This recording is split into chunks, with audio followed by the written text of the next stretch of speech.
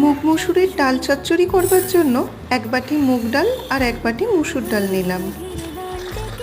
3 থেকে 4 বার খুব ভালো করে ধুয়ে নিলাম। একটা পেঁয়াজ সরু লম্বা করে কেটে নিচ্ছি, সাথে 2টো আলু, 2টো পটল আর একটা টমেটোকেও কেটে নিলাম। 4টে রসুনের কোয়া একদম কুচি করে কাটছি, সাথে 4টে কাঁচা লঙ্কা, খানিকটা সর্ষের তেল আর একটা তেজপাতা নিলাম।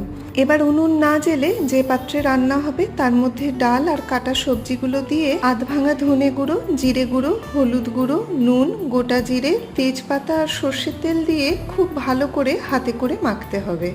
এই মাখাটাই আসল। এর মধ্যে 1 কাপ জল দিয়ে এবার উনুন জ্বালিয়ে মিনিট 10 মাঝারি আঁচে রেখে দিয়ে তারপর নাড়াচাড়া করে প্রয়োজন মতো 2 থেকে 3 কাপ জল দিয়ে মাঝারি থেকে কম আঁচে 10 মিনিট ফোটালেই পরিবেশনের জন্য তৈরি হয়ে যাবে অসাধারণ স্বাদের মুগ মুসুরের ডাল চচ্চড়ি।